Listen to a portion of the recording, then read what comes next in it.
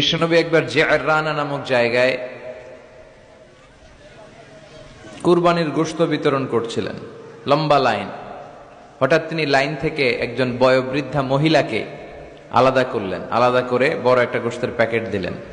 নিজের গায়ের চাদরটা খুলে মহিলাটাকে বসতে দিলেন। মহিলাও বিশ্বনবীর মাথায় হাত বুলিয়ে দিল। সাহাবারা তো অবাক, কে এই মহিলা যে বিশ্বনবীর চাদরের উপরে বসে, বিশ্বনবীর মাথায় হাত বুলিয়ে দেয়, বিশ্বনবী যাকে এত শ্রদ্ধা করে।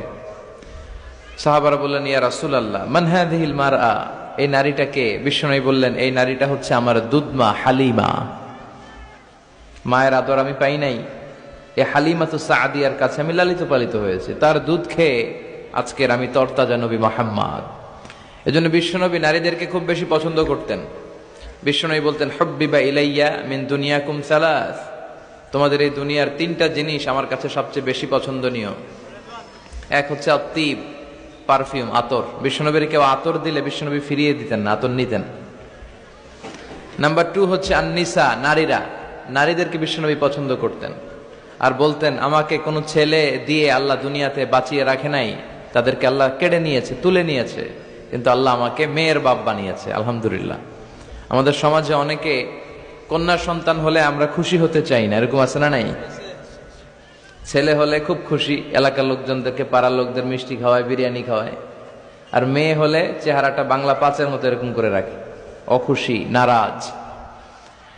কিন্তু বিশ্বনবী বলেছেন, মিন বারাকাতি আল মারআ তাফকিরুহা বিল ইনাস, কোন নারী সে কি বেশি বরকতময় না কম বরকতময়, এটা দেখার জন্য দেখো তার প্রথম সন্তানটা ছেলে না মেয়ে। তার গর্ভের প্রথম সন্তান যদি কন্যা হয়ে যায়, বুঝতে হবে এই মহিলাটার ভেতরে বরকত দিয়ে পরিপূর্ণ করে দিয়েছে কে? আল্লাহ পরিপূর্ণ করেছে। তাহলে কোন ঘরে যদি প্রথম কন্যা সন্তান আসে, ওই ঘরটা আল্লাহ বরকতময় করে দেয়। যতটা কন্যা বাবার জন্য ততটা জান্নাত, সুবহানাল্লাহ। যতটা কন্যা ততটা জান্নাত। এরপরে যখন কারো স্ত্রী হয়ে যায়, ইসলাম বলে খায়রুকুম খায়রুকুম লি আহলিহি, তোমাদের মধ্যে ওই ব্যক্তি, ওই পুরুষ আল্লাহর কাছে বেশি সেরা যে তার স্ত্রীর কাছে সেরা। এজন্য সম্মানিত ভাইয়েরা, যারা আমার কথা শুনছেন, আমরা যদি আল্লাহর কাছে প্রিয় হতে চাই, আমরা কিন্তু আমাদের স্ত্রীদের কাছে প্রিয় হতে হবে, স্ত্রীদের সাথে ভালো সম্পর্ক রাখতে হবে। স্ত্রীকে আগে সালাম দেন, স্ত্রীকে ভালোবাসুন, স্ত্রীর নানা ধরনের কাজের প্রশংসা করুন, দেখবেন ঘরটা জান্নাতের টুকরা হয়ে গিয়েছে। এরপর আপনার স্ত্রী যদি সন্তান সম্ভবা হয়, ইসলাম বলে বাচ্চা ডেলিভারি দিতে যেয়ে যদি কোনো মা দুনিয়া থেকে বিদায় নেয়, আল্লাহ তাআলা কিয়ামতের দিন ওই নারীকে শহীদদের কাতারে দাঁড় করিয়ে দিবেন।